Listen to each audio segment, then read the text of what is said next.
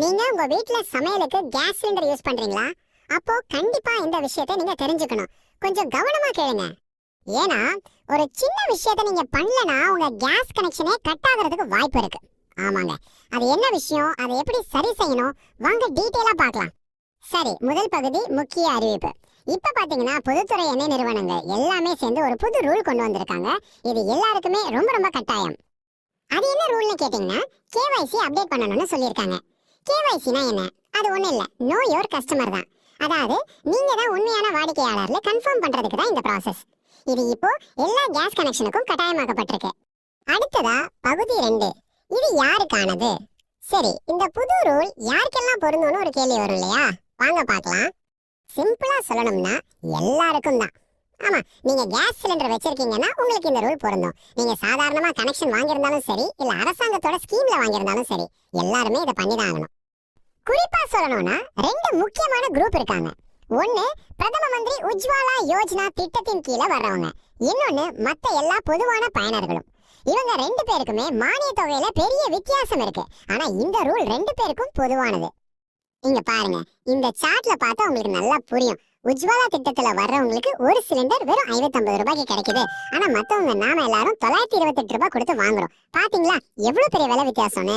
ஆனா விலை வேற வேறையா இருந்தாலும் இந்த KYC அப்டேட் பண்ற ரூல் மட்டும் எல்லாருக்கும் ஒண்ணுதான். ஓகே, பகுதி 3. KYC பதிவு செய்வது எப்படி? எல்லாரும் பண்ணணும்னு சொல்லியாச்சு. ஆனா இதை எப்படி பண்றது? ரொம்ப சிம்பிள் தான், வாங்க பார்க்கலாம். இதுக்கு நீங்க பெருசா அலையவே தேவையில்ல. 3 ஸ்டெப் தான். முதல்ல உங்களுக்கு சிலிண்டர் சப்ளை பண்ற உங்க கேஸ் ஏஜென்சிக்கு நேர்ல போங்க. அங்க உங்க ஆதார் நம்பரை கொடுங்க. மூணாவதா உங்க கைரேகையை பயோமெட்ரிக் மெஷின்ல வச்சு வெரிஃபை பண்ணணும். அவ்வளவுதாங்க, உங்க KYC ரெஜிஸ்ட்ரேஷன் முடிஞ்சிருச்சு. இப்போ ரொம்ப ரொம்ப முக்கியமான பகுதிக்கு வந்திருக்கோம். பகுதி 4, கடைசி தேதி மற்றும் விளைவுகள். இதுக்கு லாஸ்ட் டேட் என்ன? ஒருவேளை பண்ணலன்னா என்ன ஆகும்? இந்த தேதியை நல்லா நோட் பண்ணிக்கோங்க. ஏப்ரல் 30. ஆமாங்க, ஏப்ரல் மாசம் 30ஆம் தேதி தான் கடைசி நாள். இதுக்கப்புறம் டைம் கிடையாது. சரி, ஒருவேளை ஏப்ரல் 30க்குள்ள இந்த KYC வேலையை முடிக்கலனா என்னதான் நடக்கும்? இதை நீங்க சாதாரணமா எடுத்துக்காதீங்க. முதல்ல உங்களுக்கு சிலிண்டர் வர்றது லேட் ஆகலாம். அதுக்கப்புறம் சிலிண்டர் சப்ளையை மொத்தமா நிக்கிறதுக்கும் வாய்ப்பு இருக்கு. ரொம்ப மோசமான நிலைமையில உங்க கேஸ் கனெக்ஷனையே தற்காலிகமா நிறுத்தி வைக்கவும் வாய்ப்புகள் அதிகம். அதனால ரிஸ்க் எடுக்காம உடனே முடிச்சிருங்க. சரி, வாங்க கடைசி பகுதிக்கு போலாம். பகுதி 5, உங்கள் இறுதி சரிபார்ப்பு. நாம இப்போ கடைசியா ஒரு தடவை எல்லாத்தையும் செக் பண்ணிடலாம். திரும்பவும் சொல்றேன், இந்த KYC அப்டேட் எதுக்குன்னா உண்மையிலே யாருக்கு தேவையோ அவங்களுக்கு அரசாங்க மானியம் கரெக்டா போய் சேருதான்னு பாக்குறதுக்கு தான். போலி கனெக்ஷன்ஸை கண்டுபிடிக்கிறதும் இதோட ஒரு முக்கியமான நோக்கம்.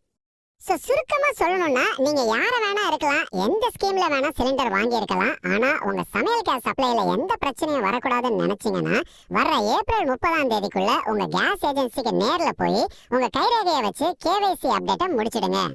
இப்போ நீங்க உங்களுக்குள்ளேயே கேட்டுக்க வேண்டிய ஒரே ஒரு கேள்வி இதுதான். உங்கள் KYC பதிவு செய்யப்பட்டுடுச்சா? இன்னும் இல்லையா? அப்போ கொஞ்சம் கூட லேட் பண்ணாதீங்க, உடனே உங்க ஏஜென்சிக்கு கிளம்புங்க.